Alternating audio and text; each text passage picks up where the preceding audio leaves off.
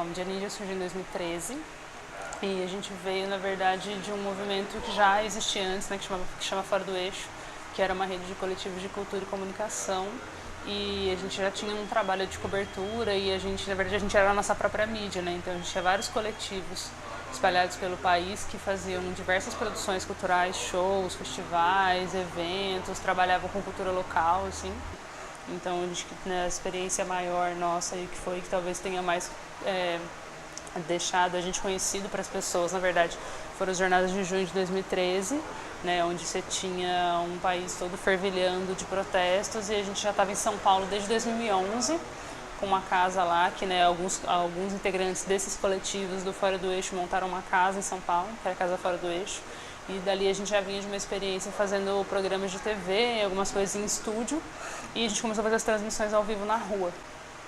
Era bem diferente do que a gente faz hoje, era um esquema todo com mochila, com um monte de bateria, com carrinho, com gerador, né? Você não tinha um smartphone com internet rápida e bateria, assim, então era um processo bem mais complexo. E então em 2013 a gente estava na rua, né, fazendo umas transmissões e acompanhando os atos em São Paulo, e aí uma das coisas que trouxe, né, mais visibilidade pra gente então foi esse momento em 2013, quando a gente começou inclusive a ir pautando um pouco esse tipo de cobertura, né? As pessoas passaram também ali tanto a acompanhar o que estava acontecendo nesse tempo real, né? Porque você já tinha cobertura de movimento de rua, você sempre teve, mas aí a Globo vai lá com um helicóptero, faz um take, um repórter faz um off e é aquilo que você tem. Você não tinha alguém de dentro acompanhando o percurso inteiro, falando com as pessoas, tomando bomba junto com quem toma. Então isso acabou também de certo modo pautando outras coberturas e outros tipos de abordagem também, né? E aí acho que foi isso, assim. Aí a partir de 2013 a gente foi ampliando cada vez mais ali a pauta também, as pautas identitárias e pautas de movimentos sociais, né, que é uma coisa que são das editorias que a gente trabalha bastante e que fazem muito parte do nosso cotidiano, na verdade. Sim, a gente sempre foi ali, né, uma mídia independente, né, porque a gente sempre fez também os nossos corres para conseguir tanto ele se financiar quanto se manter, se organizar, em, né, muitas parcerias e com os movimentos também. A gente não é nem que são parcerias somente com os movimentos, né? São alianças das quais a gente participa e constrói e acompanha junto, né? Então, a gente não tem, a gente é o nosso veículo, mas a gente também é a nossa produção, é a gente que cuida das coisas, é a gente que faz nosso financiamento, é a gente que gerencia, e tem um time ali, né, que é uma editoria, tem as divisões ali dentro, você tem o pessoal que opera as redes, aí tem o pessoal do audiovisual, aí tem a galera da foto, tem todo um trabalho ali dentro mesmo da divisão das editorias, mas ele é a gente que faz tudo, né? A gente que produz, que acompanha, que dirige, que posta, que faz.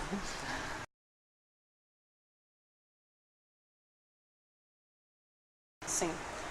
Uma das coisas que a gente fez bastante, que também ajudou, acho que, a pautar um pouco de algumas coberturas hoje em dia e de alguns veículos também, foi o lance do tempo real, né? A gente sempre foi pra rua, para além do ao vivo, a gente sempre foi para a rua com os fotógrafos, por exemplo, já iam, mas já faziam uma leva de fotos ali, por exemplo, de um ato que está acontecendo, sentavam em algum lugar, baixavam as fotos no computador, já tratavam e mandavam para quem estava na base, né, que a gente fala na base de redes, em casa, ou, né, em algum lugar, já poder pegar aquelas fotos, elaborar um texto e postar aquilo. Então a gente sempre conseguiu também pautando bastante isso das nossas coberturas, elas serem, quem está em casa, por exemplo, não conseguiu ir para a rua, mas também não está acompanhando necessariamente um ao vivo, consegue ali minimamente acompanhar em tempo real o que está acontecendo, porque você teve uma intervenção que aconteceu há 15, 20 minutos atrás, um ato, você já tem ela no ar dali a pouco.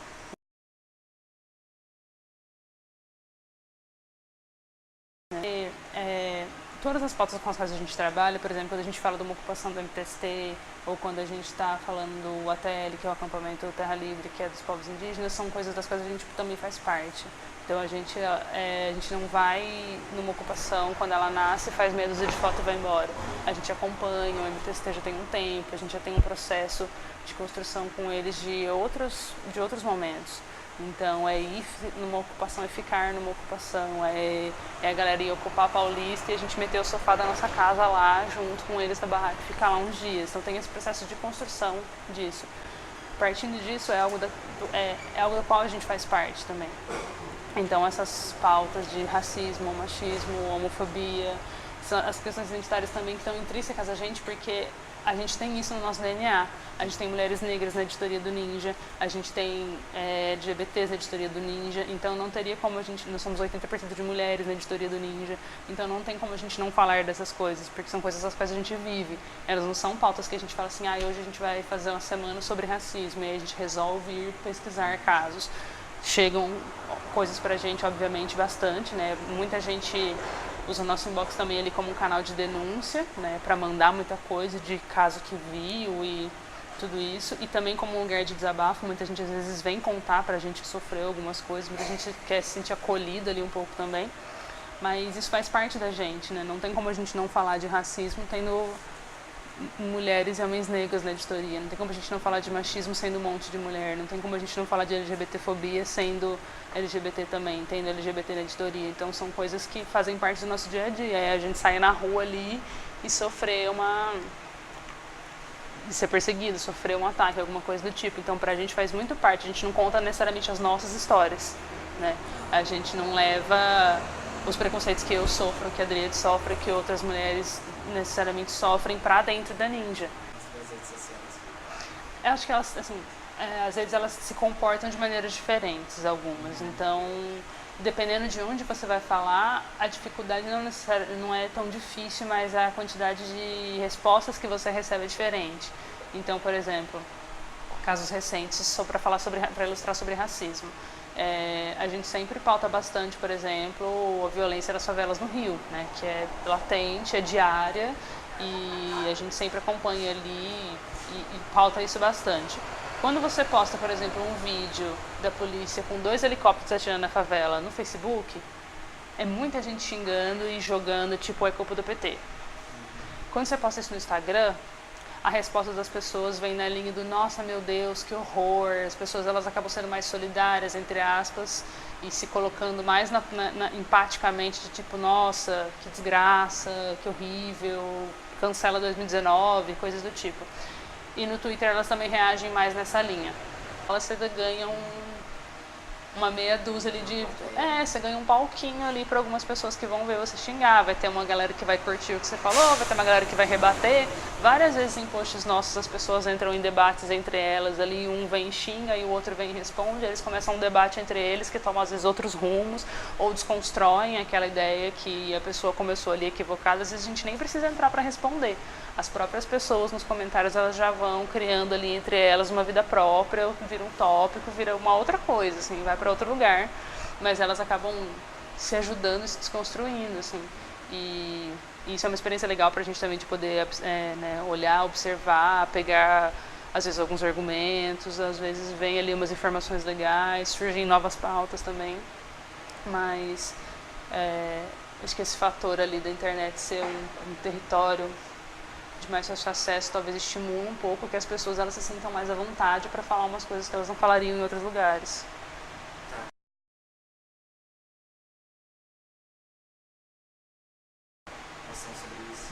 Sim, e geralmente as pessoas quando elas querem debater, elas vêm com argumento mesmo. Então assim, por mais que a pessoa não concorde que vamos voltar no exemplo que eu dei lá do vídeo do Raul Santiago da polícia atirando na favela.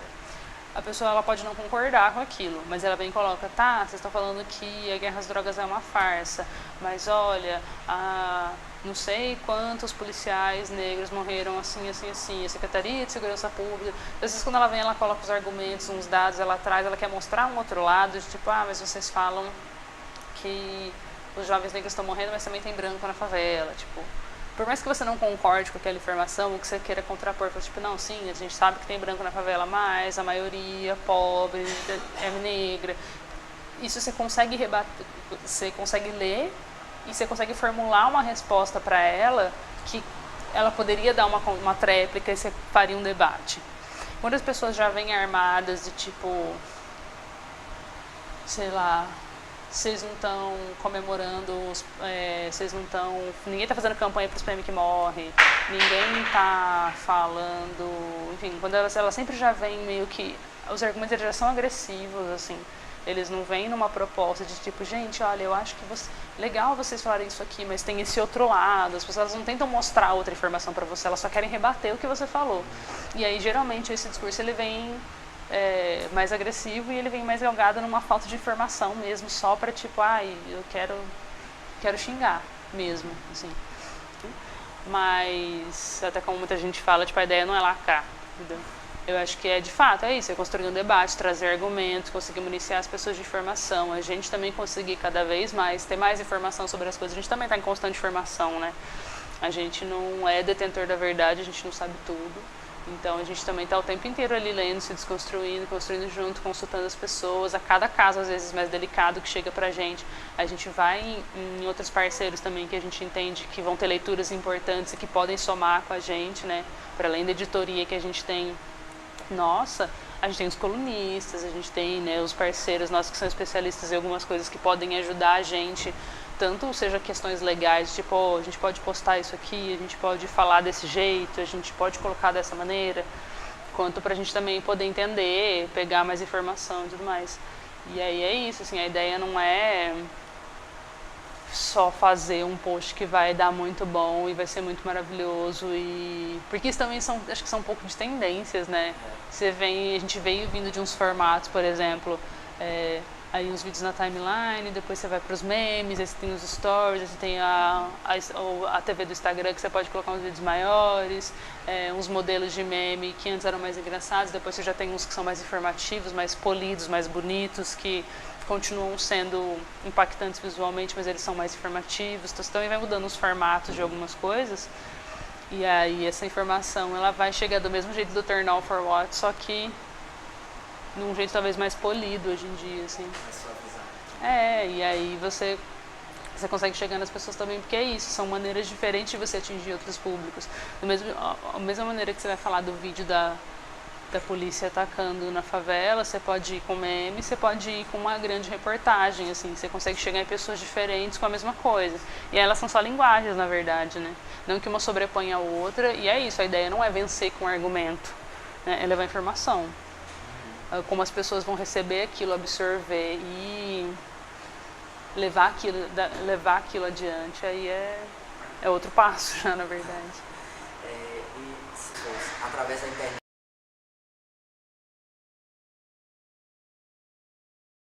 que é um ambiente super polarizado. Acho que sim, cara, você consegue porque você vai vendo que a quantidade de pautas pró, elas vão surgindo mais. Eu acho que quando a gente começou lá em 2013, você não tinha um debate tão grande sobre racismo ou sobre machismo, eu acho que a pauta LGBT até ela já era mais vigente, eu acho, mais latente, mais falada do que talvez racismo e machismo.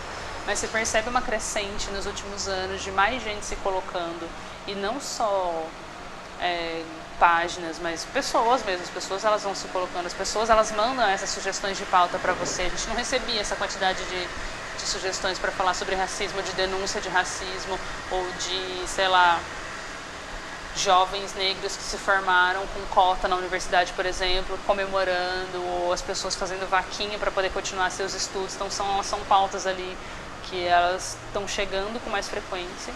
Então você percebe que isso vem de um movimento que as pessoas estão vendo que aquilo está sendo dito e elas enxergam que elas também podem colocar ali. Então ela viu que a gente denunciou um caso de racismo num lugar, então ela se sente à vontade para mandar o que ela viu que também pode ser denunciado. Ela sente que ela também pode ajudar a mudar um pouco daquilo, porque também a galera não manda pra gente sugestão de pauta pra tipo, meu vídeo saiu. Porque tipo, elas também sentem que elas estão de alguma maneira contribuindo para que aquilo seja mudado de alguma forma, né? Elas sabem que talvez o post dela não vai ter um tanto alcance, mas se ela mandar para uma página como a nossa, que tem um alcance maior, ela consegue dar visibilidade para aquilo, e aquilo talvez possa atingir mais pessoas e possa mudar alguma coisa, ou possa fazer com que uma denúncia seja levada adiante, enfim. Acho que as pessoas elas vão se empoderando desse lugar também, de se sentir mais partícipes, né? Esse comentariado, acho que esse é um dos feeds mais legais, assim, eu acho. A quantidade de pessoas que vêm e traz sugestão de pauta significa que elas também estão vendo e estão achando que aquilo de fato é uma solução. E as pessoas também que falam que querem contribuir, né? Muita gente se escreve pra gente falando como eu faço para ser ninja, por exemplo. E aí é isso, assim, aí você viu alguma coisa, você quer mandar conteúdo, ou você produz algum conteúdo, quer mandar algum conteúdo específico, né, tanto identitário quanto de alguma outra coisa, mas isso também faz com que as pessoas enxerguem que de alguma maneira elas têm algo para contribuir nessa construção, sabe? Elas não trazem aquilo também só porque elas querem ganhar uns likes para elas, mas mais porque elas enxergam que de alguma maneira elas fazem parte de uma coisa que é muito maior, que pode ajudar a mudar realidades, então elas se sentem à vontade para fazer.